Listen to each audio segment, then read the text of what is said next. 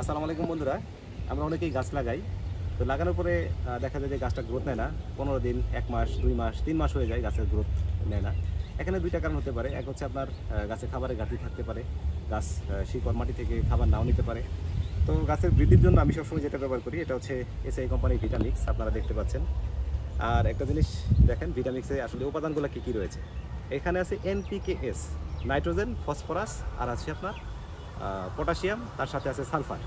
কত কত আছে এখানে দেখেন, 12, 16, 22, 6.5 এরকম।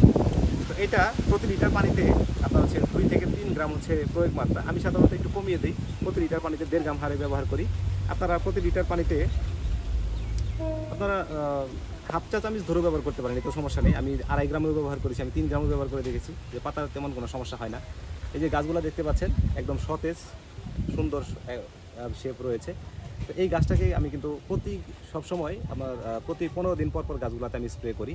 তো আপনারা আপনাদের গাছগুলোতে চাইলে এটা স্প্রে করতে পারেন ভিটামিক্স। সেটা শুধুমাত্র আপনাদের আঙ্গুর গাছে না, আপনাদের আনার গাছ রয়েছে, মালটা কমলা রয়েছে, আপনাদের ছাদ বাগানে যত গাছ রয়েছে আপনারা সমস্ত গাছগুলোতে এটা স্প্রে করতে পারেন।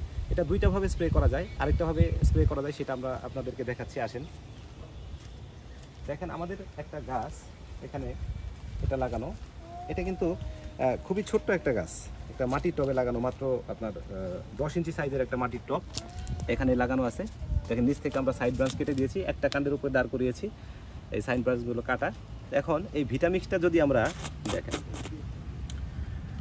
এটা এনপিকে হিসাবে হাতের তলার মধ্যে ধরেন এইটুকু পরিমাণ নিয়ে এই টবের 4 কিনারায় ছিটাই দিয়ে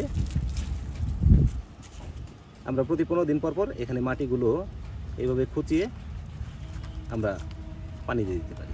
এইভাবে আমরা টবের কাছে, জিও ব্যাগের কাছে ব্যবহার করতে পারি, বা হচ্ছে আমরা স্প্রে করেও কিন্তু গাছগুলোতে ব্যবহার করতে পারি।